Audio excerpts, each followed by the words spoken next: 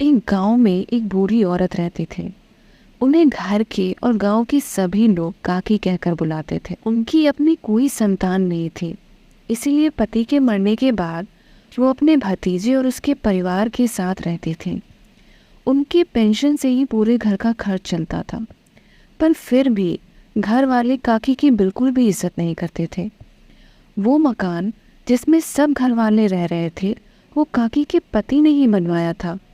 लेकिन इसके बावजूद काकी को घर का सबसे छोटा कमरा दिया गया था। यहाँ तक कि उन्हें ढंग से खाना भी नहीं दिया जाता था। सबके खा लेने के बाद जो भी बचा खुचा खाना बचता था वो उनके सामने रख दिया जाता था, और वो खाना भी वो बड़े चाव से खा लेते। घर के किसी भी सदस्य को काकी की कोई फिक्र नहीं थी, सिवाय गुड़िया के। गुड़िया उस घर में सबसे छोटी थी और सबकी लाडली भी। उसे काकी की हालत देखकर बहुत बुरा लगता। उसे समझ ही नहीं आता था कि आखिर उसके घर वाले काकी के साथ ऐसा बर्ताव क्यों करते हैं। जब सब घर वाले एक साथ बैठकर चाय नाश्ता करते हैं, गप्पे मारते हैं, तो काकी अपने अंधेरे कमरे में बैठी होती है। पूरे घर में सिर्फ गुड़िया ही थी जिसे काकी की दिल से परवाह थी। जब भी उसे कुछ खाने को मिलता तो उसमें से वो कुछ चीज़ें छुपा कर रख लेती और सबसे छुपकर काकी के कमरे में जाकर उन्हें दे देती। उसे बड़ा अच्छा लगता था जब काकी पूरा स्वाद लेकर उस खाने को खाती और उसे ढेर सारी दुआएं देती। यह सब उसका रोज का काम था। कुछ दिनों बाद गुड़िया के बड़े भाई की शादी तय हो गई। घर के सभी लोग शादी की तैयारियों में जुट गए। घर वालों ने काकी को इस बारे में कुछ भी नहीं बताया, पर गुड़िया ने ये खुशखबरी काकी को दे दी। काकी को बुरा तो लगा, पर वो खुश थी कि घर में बहुत सालों बाद शादी की वजह से रौनक लगेगी, रिश्तेदार आएंगे, तरह तरह के पकवान बनेंगे और उन्हें भी वो पकवान खाने को मिलेंगे। वो तो खुशी के मारे दिन गिनने लगे। इधर जैसे जैसे शादी के दिन नज़दीक आ रहे थे, घर वालों को टेंशन हो रही थी कि काकी को कैसे शादी से दूर रखें। एक दिन सुबह सुबह ही काकी का भतीजा अपनी पत्नी सुधा के साथ काकी के कमरे में गया।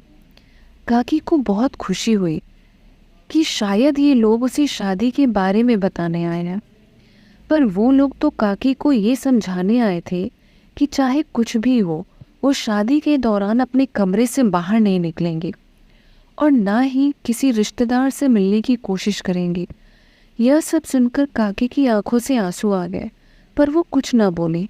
सारी बातें कहकर वो कमरे से चले गए और काकी ये सोचने लगी कि कैसी किस्मत है मेरी कि जिन लोगों को अपना मानकर मैंने उन्हें अपने घर में जगह दी, जो मेरे पैसों से ही अपने खर्चे पूरे कर रहे हैं, आज मैं उनके लिए इतनी पढ़ाई हो गई हूँ कि वो मुझे घर की शादी में शामिल भी नहीं करना चाहते।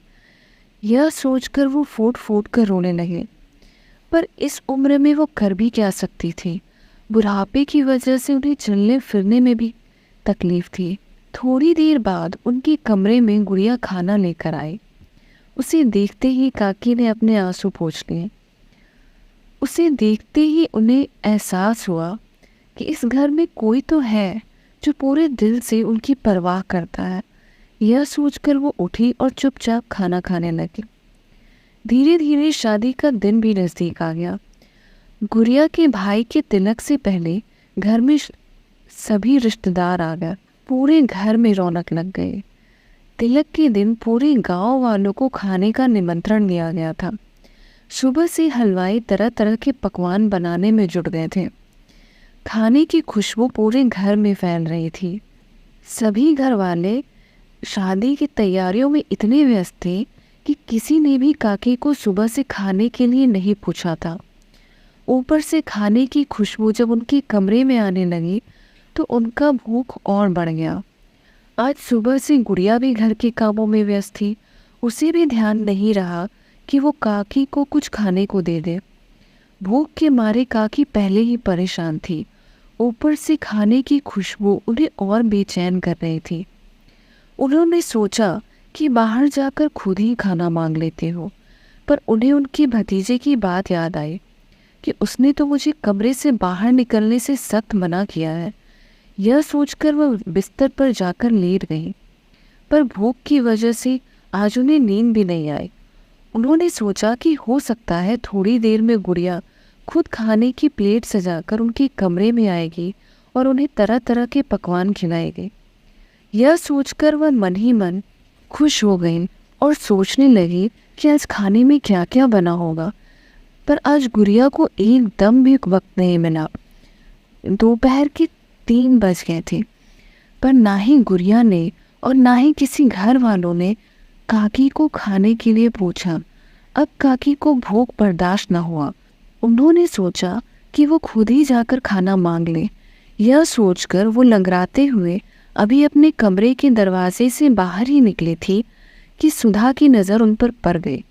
वो दौड़ कर आई और चिल्लाते हुए कहा कि आखिर आप चाहती क्या है? अपने कमरे में टिककर नहीं बैठ सकती?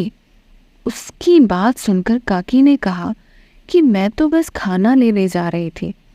इस पर सुधा ने गुस्से में कहा कि खाना खाने के सिवाय आपके पास कोई दूसरा काम तो है नहीं।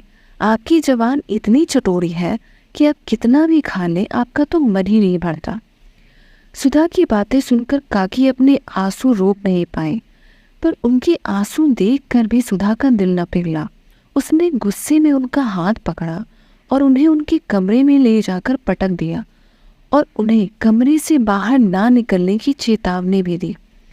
काकी को सुधा की बातों से इतनी चोट पहुंची कि वो अपने बिस्तर पर लेटकर सुबक सुबक कर रोने लगी।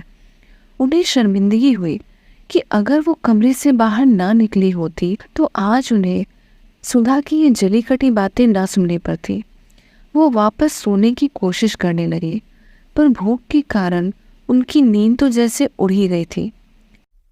रात को तिलक खत्म होने के बाद सभी गांव वालों ने, रिश्तेदारों और घर वालों ने मिलकर दावत का लुत्फ उठाया। गुड़िया ने रोज की तरह अपने खाने से कुछ पूड़ियाँ बचाकर काकी के लिए रख ली थी। रात में सबके सोने के बाद वो चुपके से काकी के कमरे में गई।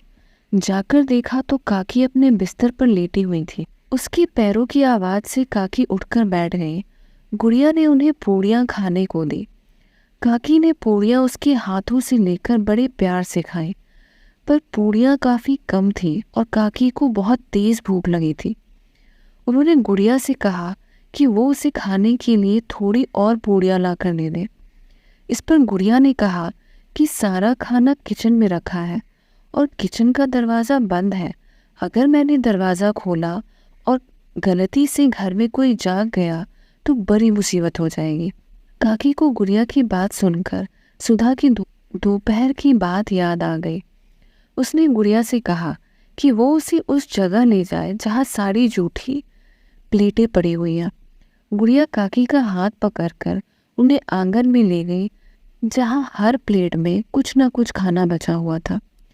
काकी खाने के एक एक दाने को बड़े प्यार से स्वाद लेकर खाने लगे। इधर कमरे में प्यास से सुधा की नींद खुल गई। उठते ही उसने देखा कि गुड़िया कमरे में नहीं है। वो गुड़िया को ढूंढते हुए जैसे ही आंगन में पहुंची तो उसने देखा कि गुड़िया एक जगह खड़ी है और उसके पास ही बूढ़ी काकी ज़मीन पर बैठ जूठी प्लेट से खाना उठाकर खा रही हैं। यह देखकर उसकी आंखों से आंसू आ गए। आज इतने दिनों में पहली बार उसे अपने व्यवहार पर शर्मिंदगी हुई। उसने सोचा कि आज शादी के घर में ना जाने कितने लोगों ने भर पेट भोजन किया, पर काकी को किसी ने भी खाने के लिए नहीं पूछा। शादी का सारा इंतज़ाम जिनके पेंशन से हुआ, उसे यह जूठी प्लेट से खाना खाकर अपना पेट भरना पड़ रहा है। वो चुपचाप किचन में गई और खाने की पूरी एक थाली सजाकर काकी के सामने गई। उसे देखते ही काकी और गुड़िया दोनों डर गए। काकी को लगा कि अब तो सुधा उन्हें जी भरकर बुरा भला कहेगी, पर सुधा ने काकी का हाथ पकड़कर उन्हें उठाया और एक साफ जगह पर बिठाकर उन्हें खाने की थाली परोस दी। यह देखकर काकी और गुड़िया को बड़ा आश्चर्य हुआ। सुधा ने काकी से माफ़ी मांगते हुए उन्हें खाना खाने को कहा। काकी भी दोपहर की सारी बातें भूलकर एक छोटे बच्चे की तरह प्लेट से खाना उठाकर खाने लगी। गुड़िया को यह सब देखकर बहुत खुशी हुई। और सुधा को भी काकी को खाना खाते देखकर आज एक अलग ही तरह का सुकून मिला। यह कहानी हमें यही सिखाती है कि हमें रिश्तों की कदर भी पैसों की तरह ही करनी चाहिए, क्योंकि दोनों को गंवाना बहुत आसान है और कमाना मुश्किल। अपने करीबी रिश्तों और लोगों को इतना भी मत तरफाएं कि आप खुद अपनी नज़रों में ही गिर जाएं। आजकल इंसान के पास दिल ही नहीं है, उसके पास सिर्फ अपना मतलब है। मतलब ख़त्म, रिश्ता ख़त्म। इसलिए किसी ने बेहद ही खूबसूरत बात कही है कि मतलब की इस दुनिया में कौन किसी का होता है, धोखा वही देता है जिस पर भरोसा होता है।